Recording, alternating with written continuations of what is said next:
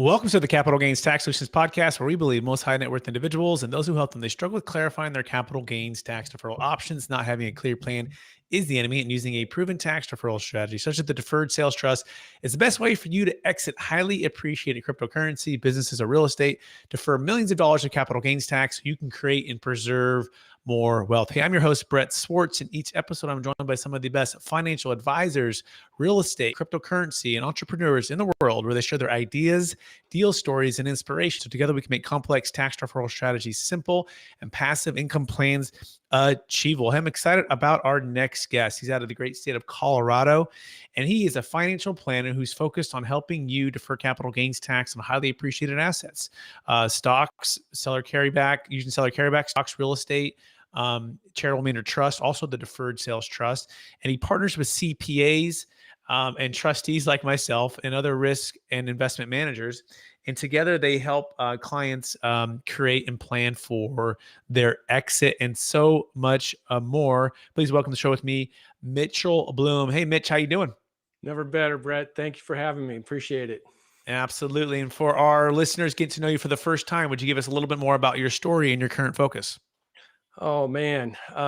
Well, I've been pretty lucky to have the type of life where I've been through two careers. And I started in the restaurant industry at the age of 12, and that grew into personal finance when my dad appointed my brother and I to be co-trustees of the estate. Excellent. And where did that lead you to from there? Well, so back in way back a long time ago, my dad was getting ready to retire, and he wanted to get his estate together. And a lot of people do not share what their estate plans are with their children, but my dad had the foresight to be able to see how important it was to share with the family what the plan was. So he sat us all down for a big family meeting, and he told us that in the event that something would happen to my parents, that my brother and I were going to be co-trustees of the estate. Now, at the time, I was the executive sous chef of the Westin Hotel in Vail, Colorado.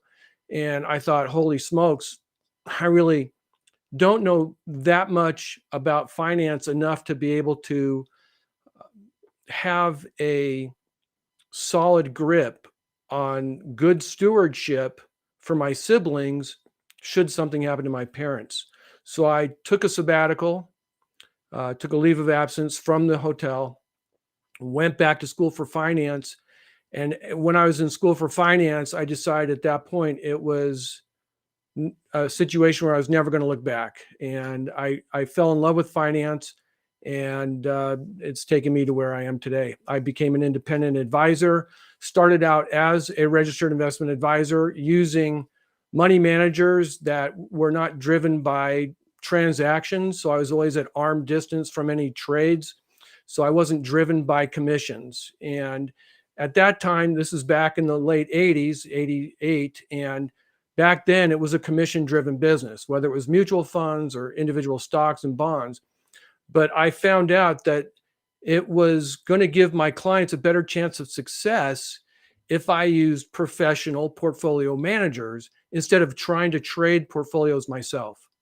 And so I've carried that particular strategy and philosophy all the way through my career, which is now 33 years old. Very cool. And we're talking about plan first with the deferred sales trust for the episode. But before we go there in too much detail, I want to take one other step back, Mitch, maybe back in the high school days or the university days, the younger days. I want you to go back to those time period. I believe you've all been given certain gifts in this life, and these gifts have been given to us to be a blessing and help to others. Some people call them strengths, some people call them superpowers. But I'm curious, what are those one or two gifts that you believe you were given, and how does that help how you help and bless people today? Oh, man. Well, I wish one of the things I was blessed with was like you, a full head of hair, but I wasn't gifted that, Brett. And obviously I wasn't gifted with a good sense of humor, but I believe that some of the things I was blessed with, one of the most important things I was blessed with is passion. I've always had a passion to learn, and I've always had a passion to teach, because what happens when you teach your students, get what I call light bulb moments where they understand what you're trying to convey to them. And I believe through education, you're able to help improve people's lives through empowering with life-changing information that gives them more confidence to be able to move forward with whatever they're trying to learn. The first thing I ever taught was right out of high school. I taught skiing on a magic carpet deck for this guy, Phil Gerard Ski World. And that's where I became ignited to learn how to teach, because I could instantly see where my students who were learning how to ski on a deck instantly got what I was trying to convey. And it's the same with finance today. I've been teaching finance since 1995 in a lot of different institutions and organizations here in Colorado. And when the students all of a sudden pick up what it is you're trying to learn, they get it and they see how they can improve their life going forward.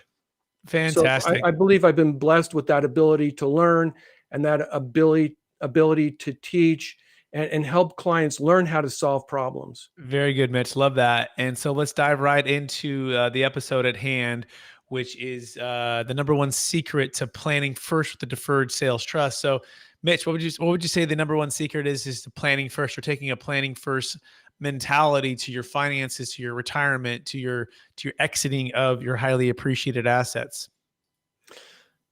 That's a big question. And I believe what's really important as far as the planning process is to really understand what it is that you want.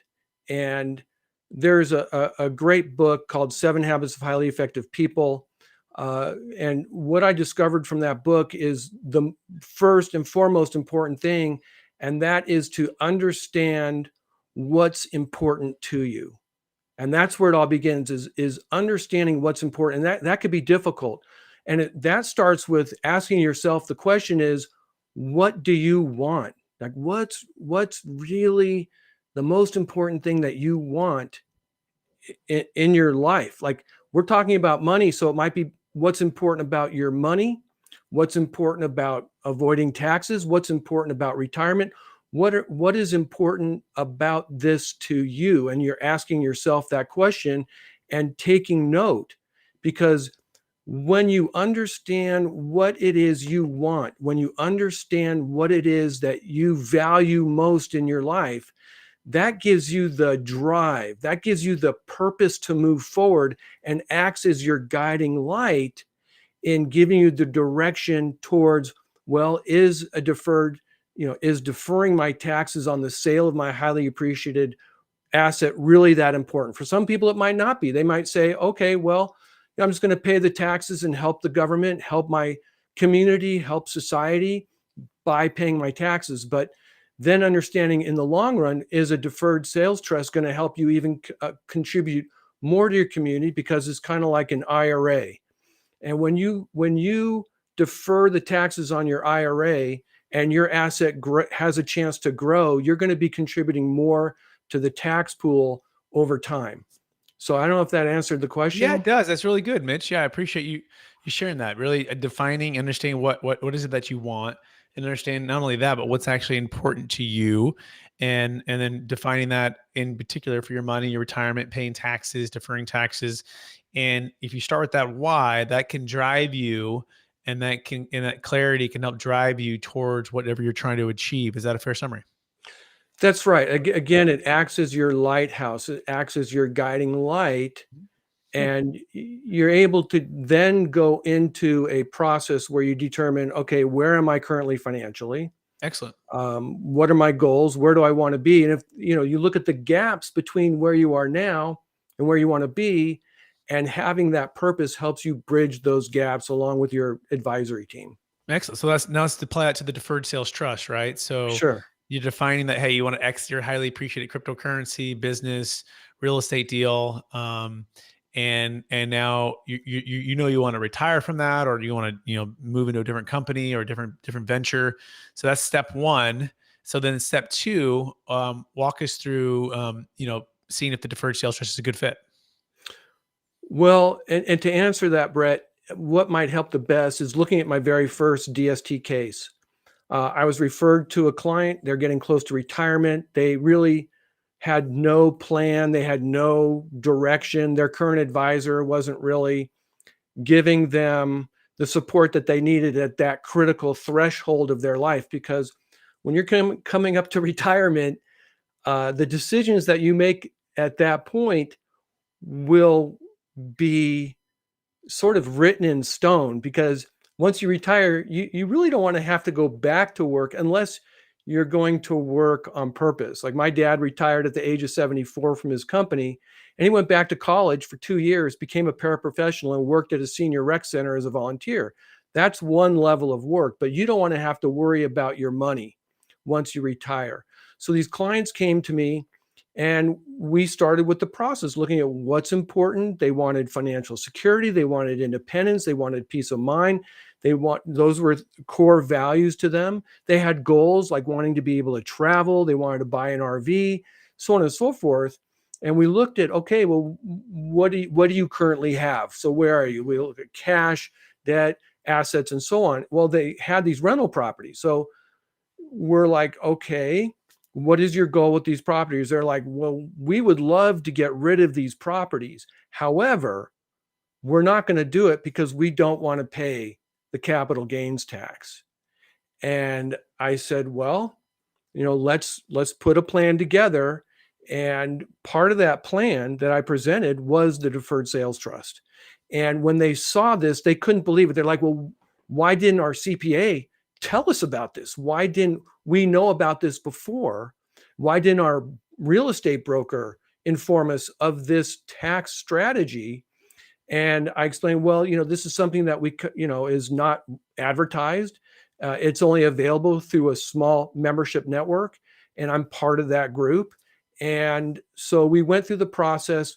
We crunched their numbers through the online system to present a side-by-side comparison for them. And when they saw the side-by-side, it was a no-brainer. They're like, we're done with the tenants. We're done with this. They were still this was 2 years ago. They were still a ways away from retirement. So they both still have not retired. He's going to retire, well, he says in May, but now he's pushing up to March. And so this empowered them, again, going back to education, understanding and seeing that light bulb moment in their eyes when they understood, hey, we could be done with our property and defer the capital gains tax. They were all in. That's fantastic. What a great story, transformation, and great planning with you did with your clients. And by the way, you can learn more about Mitch Bloom by going to bloomfinancial.com, bloomfinancial.com. What was the most challenging thing that those clients had to overcome? What was their biggest, obstacle to becoming, like I say, believers in what the deferred sales trust is? Right. That's a very important part of this, is getting over the idea of, can this really work? But when you look at the genesis of the deferred sales trust, going back to the seller carryback installment sale process, which I believe it goes back to before there was actually a tax code for this. Is that correct, Brett? It's the 1920s, and so there was a lot of things that were happening during that time with the depression and all the different things. Yeah, the And so roaring it's one of the 20s. oldest tax deferral codes in the IRS code book. Right. So I've had experience with charitable remainder trusts, and using those tools is working very similarly to this, because you're using a third party trust, and it being able to show them the similarities of, here is a well-known part of the tax code, and it's been used for a long time. We just use it a different way to give you access to it is a creative, I would say this is a creative solution to be able to use this money, as I mentioned earlier, kind of like a 401k rollover to an IRA. And when I put it in that perspective of, you're going to retire, you're going to move your 401k into an IRA, more than likely, if that will help you improve your investments, then this will make sense. So It took a little bit of education with their CPA, with their broker, and it was all systems go once, a couple meetings in. Fantastic. Love that. Love that story. And I love that it does take some time, and people learning about the deferred sales trust for the first time. It's pretty remarkable because a lot of folks come into this and their mindset is, oh, they've already foregone conclusion they're going to pay the tax. And Yep. so they've already kind of factored that in. Some people are learning about this, 30 days before closing, and they've already gone through their CPA, and they've already kind of, emotionally kind of like, in a sense, kind of given up, like, oh, I got to pay the tax. And then all of a sudden you bring something that's like, no, you don't. And it could be millions of dollars, right? Or hundreds of thousands of dollars, a tax deferral. And all of a sudden it's like, whoa, it's their biggest deal they've ever done potentially. It has the biggest potential impact. The stakes are high. It's their financial legacy, it's their retirement, it's their next business venture. And now there's a new group of professionals that are telling you that your old professionals didn't necessarily have the best solutions for you, Yeah. and to trust these new folks with your financial legacy. And oftentimes those old professionals are the ones that helped them to get where they're at. And so Right. there's this emotional switch of, oh no, do I trust my previous ones? In fact, there's a case that looks like it's not going to close. We thought it was going to close. Then he spoke with, I think it was a CPA, and his CPA said, I wouldn't do it, or something along those lines. And he decided not to do it. He's going to pay $1 million of tax. This guy has a business here in Sacramento. And Right. it was fascinating. And because we encouraged him to bring that CPA on to talk with the CPA and tax attorneys who do the deferred sales trust, Sure. and yet they never did, right? And I always wonder about that. What do you think that is, Mitch? Like, why, if you had that CPA, wouldn't you want them to come on and at least hear it? And if there's a hesitation from that CPA, what does that say about their current professionals that are working with them? That goes back to kind of an old saying in the industry, and it's the not invented here sign on the CPA's front door. And if the CPA didn't invent it, if the CPA didn't come up with the idea, well, then we're just going to poo-poo that idea because it's not as great as I am. So that's a uh,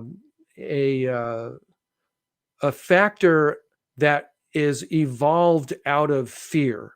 The CPA has a fear, and fear stops people.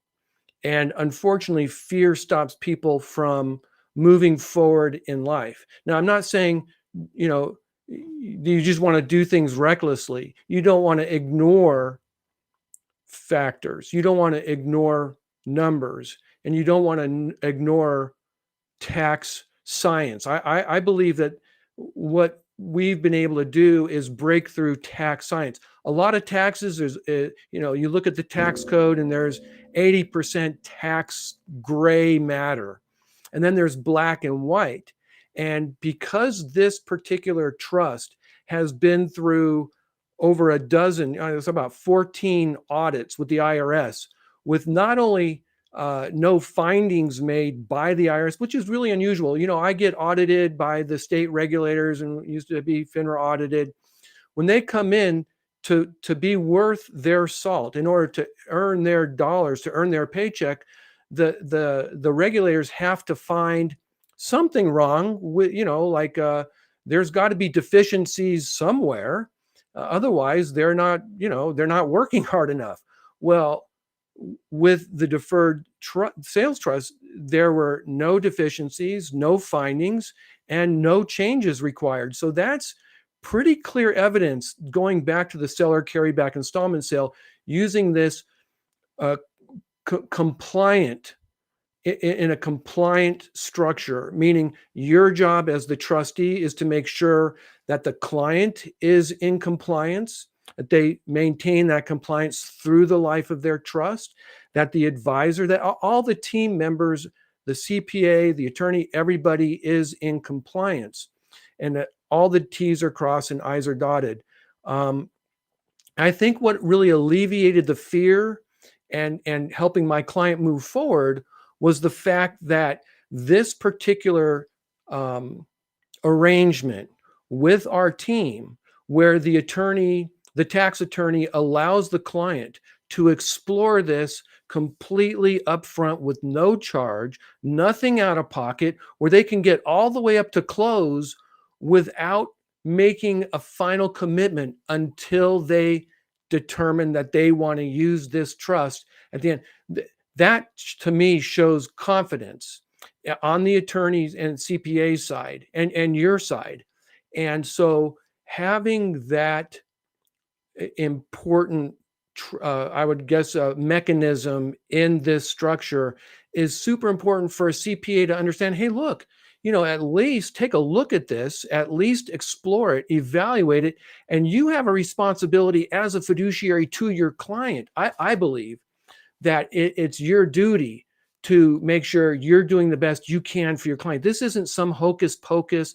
This isn't some fairy tale. No, this trust is real, and it's worked for thousands of clients, billions of dollars in saved, transactions, and it has empowered every single one of those families to help them build wealth, minimize taxes. Well, they're hopefully going to pay more taxes over time, but minimize upfront taxes and give you a better chance of success of achieving those things that client wants to achieve, like having those things that they deserve, financial Yep. peace of mind and Couldn't agree with you more, financial Mitch. Couldn't agree security. with you more. And it's, in fact, we want to invite everybody who's listening to this. If you are a CPA or you have those trusted professionals, to bring them to the call, right? And we're actually Sure. we're good team players, right? And we like to encourage people. And in fact, we found that 9 out of 10 of the CPAs that come to the call, they end up joining us and they end up thanking their client for bringing them and pushing through that hesitancy of something that they hadn't heard about before or were unsure of, or did a rough search on the internet and found some stuff that doesn't that may or may not be positive for them. And so we encourage them to come on. And full disclosure, I am a deferred sales trust trustee, and Mitch is a financial advisor, and we work as strategic partnership to help clients who are deferring tax. And so that's part of the whole structure and being able to be a part of that. And by the way, you can learn more about Mitch Bloom at bloomfinancial.com. That's bloomfinancial.com. That being said, Mitch, we are running out of time. Are you ready for the lightning round? Sure, I All right. guess. Yeah. Knowing what you know now, if you go back to your 25-year-old self, what's the one golden nugget and make sure to tell yourself to do? That's all I get is one golden nugget, because man, uh, I guess it goes back to fear. Um, uh, I would have bought Microsoft at 25. I was afraid. A friend of mine was following Microsoft. I did not buy Microsoft. Fear stops you, and so you miss out on some of life's most empowering, most life forwarding experiences from fear. And I'll give you a quick example. I'm a hardcore skier. When I was 31, I went to Zermatt, Switzerland, and we went right to the top of this mountain called Kleine Matterhorn. It's a small Matterhorn, and I saw these guides ski off the backside, ski off this basically a cliff. And I was with a friend. He's like, I don't want to ski off the cliff, and I went off the backside. I followed these guides. I really had no idea. I'd never been there before. We're in the Swiss Alps, and had fear stopped me, I wouldn't be able to tell you the story. Now, I could have died, but I knew I wasn't ignorant. I knew that these guides were not going to kill themselves skiing off the backside. But don't let fear stop you. Become informed. Don't ignore the facts, and use whatever tools you have to be able to get you past your fears. Love it. Second question. What's the number one book you've recommended or gifted the most in the past year? So just one book. Okay. I just gave a friend of mine a book called Oxygen Advantage by Patrick McKeown. So about a year and a half ago, I That's perfect. discovered. That's all we need. It's a lightning All right. round. Yeah, that's the book. You got to go get the rest of it to get it. Question 3. What's the number one leadership quote or theme that you strive to live by? Number one leadership quote: Or theme that you strive to live by? plan first. Beautiful. Plan first, invest second. Plan first, pay taxes second. Plan first, retirement second. But whatever you do, plan first. Love it. Next question. What are you most curious about right now? Most curious about? the geopolitical future, the economic future, just the future of the world. You know, there's a confluence of so many things going on right now, good and bad. And, you know, we've always lived in tumultuous times. And I mean, throughout history, we've always lived in tumultuous times. There's never like super, you know, casual times. So I'm very curious to see how things play out. And I believe it's very important because there's so much fear going on right now. I believe it's extremely important for everybody to just try to relax, try not to let the fear grip you, just step back, take a breath, Perfect. and try to relax. Fantastic. Last question, Mitch. After all your success, helping all the people you've helped build wealth, retire, defer tax, how do you stay centered in your values, and how do you stay encouraged to charge forward to reach new heights? So I had mentioned at the beginning of our conversation, you want to sit down and look at what's important to you. What's important about life to you? What's important about money to you? What's important about your family?